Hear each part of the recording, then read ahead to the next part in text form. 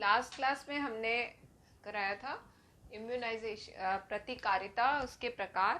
प्रतिकारिता के प्रकार में हमने जो प्राकृतिक रूप से हमें प्रतिकारिता प्राप्त होती है, जैसे माँ के दूध से, जैसे कि अपरा से, या हमें हमारी खुद की बॉडी जो है वो हमें वंशानुगत जो बॉडी में प्राप्त होती है प्रतिकारिता वो होती है। और अर्जित में हम जैसे टीके लगवाते हैं, या हम इस तरह का खाना खाते हैं, या इस तरह की चीज़ें का इस्तेमाल करते हैं जिससे कि हमारी इम्यूनिटी बढ़े।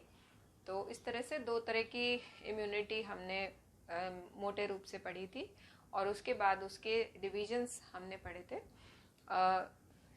आज हम करेंगे इम्यूनाइजेशन शेड्यूल या राष्ट्रीय टीकाकरण सूची।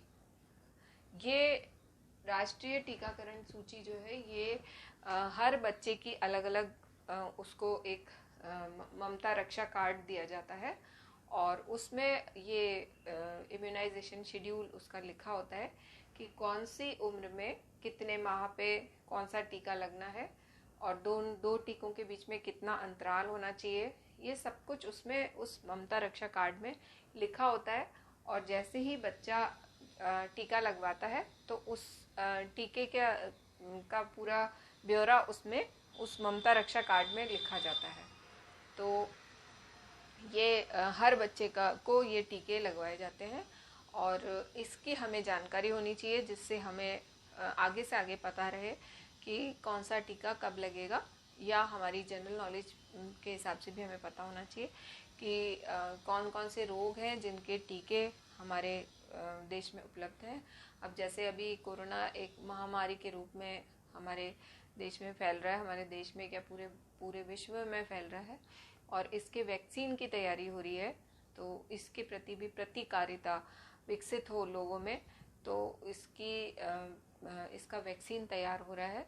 तो जब तक वैक्सीन तैयार नहीं हो रहा, जब तक हम लोग मास्क और फेस शील्ड्स इनका इस्तेमाल कर रहे हैं। तो इसलिए ये जो वैक्सीन है, ये वैक्सीन का बहुत महत्व है हमारे हेल्थ के पॉइंट ऑफ व्यू से। ये वैक्सीन हमें बहुत सारी बीमारियों से बचाता है।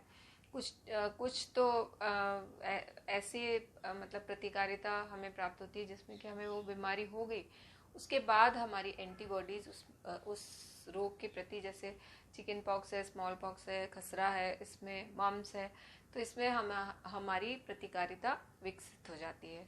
तो ऐसे भी उसमें होता है। और इसमें कोरोना में भी कहा जाता है कि एक बार ये बीमारी हो जाती है तो बहुत कम परसेंटेज रहता है कि दोबारा से ये बीमारी हो।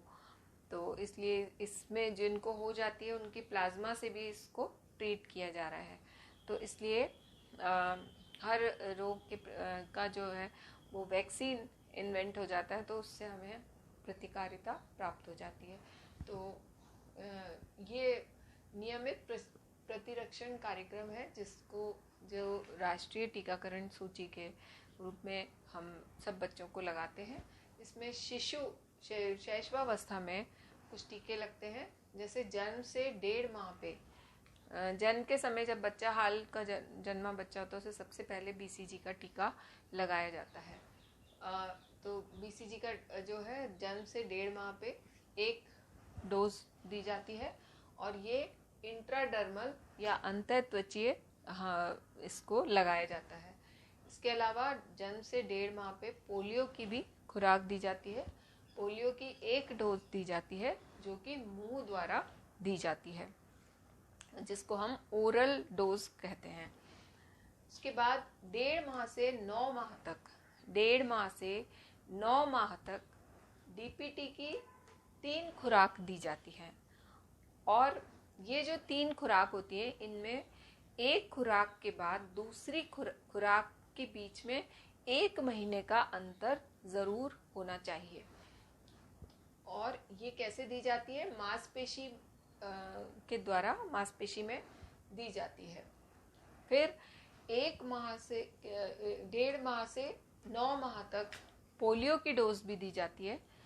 पोलियो की डोज भी इस समय 9 माह तक 3 डोज दी जाती है। मतलब एक तो जन्म से 1.5 माह पे 1 डोज दी, उसके बाद 1.5 माह से 9 माह तक 3 डोज पोलियो की दी जाती हैं, और ये मुंह द्वारा या ओरल पोलियो डोज दी जाती है। इसके बाद 9 माह से 12 माह 9 माह से 12 माह पे खसरे की खसरा जो रोग होता है उसका वैक्सीन लगाया जाता है, जो कि एक खुराक दी जाती है। 9 माह से 12 माह पे एक खुराक दी जाती है, और ये सबक्यूटेनियस इंजेक्शन लगाया जाता है। तो ये खसरा रोग से हम मतलब अपने इम्यूनिटी डेवलप करें उसका दिया जाता है। तो इस तरह से शैशवावस्था में जन्म से और 12 माह तक जो टीके लगाए जाते हैं उसमें है डीपीटी, पोलियो और खसरा, इसके टीके लगाए जाते हैं। और डीपीटी का पूरा फुल फॉर्म क्या होता है? डिप्थीरिया, पर्ट्यूसिस और टिटेनस।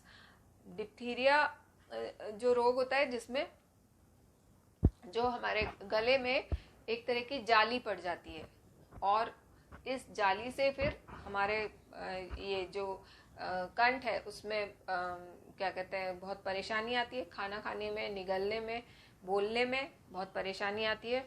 और यदि इसका ट्रीटमेंट टाइमली नहीं हो तो हमारी श्वास नली को भी ये कवर कर देता है और बच्चे की मृत्यु तक हो जाती है। तो ये डिप्थीरिया रोग से बचाता है डीपीटी में। पर्ट्यूसिस मतलब काली खांसी। काली खांसी में काली खांसी भी बहुत भयानक रोग होता है जिससे बचना बहुत मुश्किल काम होता है, तो इससे बचाता है। और टिटेनस से बचाता है। तो इस तरह से ये डीपीटी की ट्रिपल डोज होती है। ट्रिपल डोज मतलब 3 बीमारियों का संरक्षण होता है इससे। डीपीटी और फिर खसरा ये 9 से 12 माह पे लगता है, मतलब जन्म से लेके 1.5 माह तक बीसीजी और पोलियो लगता है। फिर 1.5 माह से 9 माह तक डीपीटी लगता है और पोलियो लगता है, और उसके बाद 9 माह से 12 माह तक मीजल्स का टीका लगता है। उसके बाद बाल्यावस्था में जब छोटा ये जो शैशवावस्था से मतलब बाल्यावस्था में आ जाता है, मतलब जो बच्चे होते हैं 1 साल के जो बच्चे होते हैं वो उनके जो टीका लगता है 18 माह से 2 वर्ष तक। 18 माह से 2 वर्ष तक डीपीटी का एक बूस्टर टीका लगता है, जो कि मांसपेशी द्वारा लगाया जाता है, मांसपेशी में लगाया जाता है। ये डीपीटी का बूस्टर डोज हो गया। डीपीटी के 3 डोज तो पहले ही लग गए शैशवावस्था में। फिर उसके बाद 1 साल 1+ का जो बच्चा है 18 माह से 2 वर्ष में डीपीटी का एक टीका लगता है जिसको हम बूस्टर डोज कहते हैं।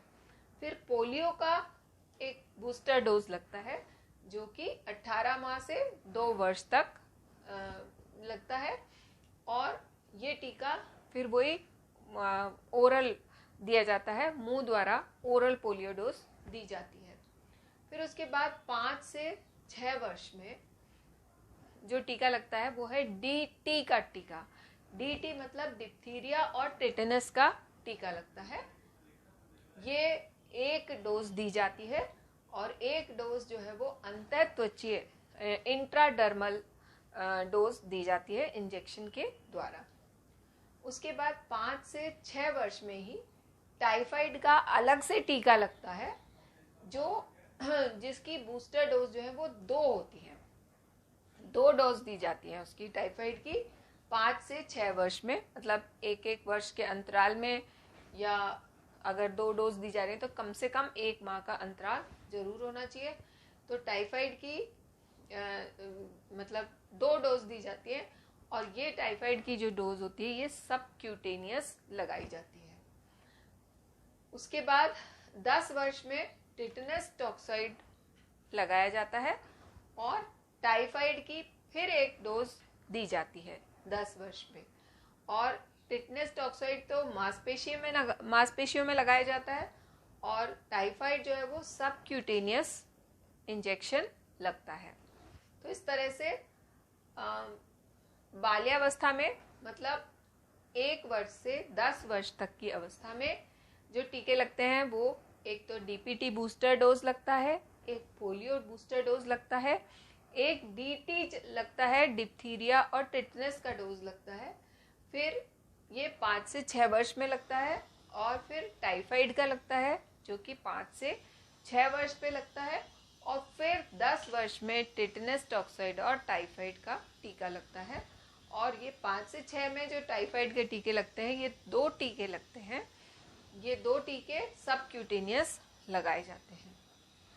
उसके बाद किशोरावस्था में 16 वर्ष में टिटनेस टॉक्साइड एक लगाया जाता है जो कि मांसपेशी के द्वारा लगाया जाता है, और एक टाइफाइड का लगाया जाता है, एक डोज जो कि सबक्यूटेनियस होता है।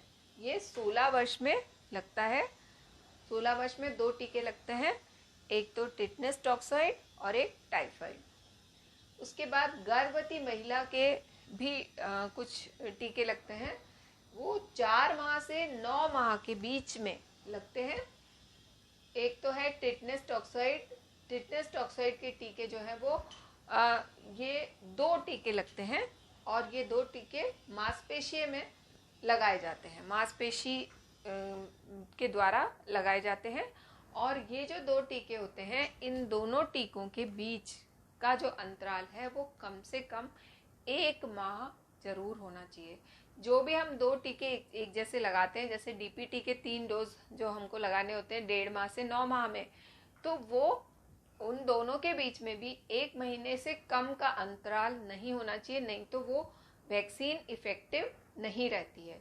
तो इसलिए ये जो है वो राष्ट्रीय टीकाकरण सूची में आता है, जिसमें शैशवावस्था में जो टीके लगते हैं वो 3 टीके लगते हैं, बीसीजी, डीपीटी और पोलियो।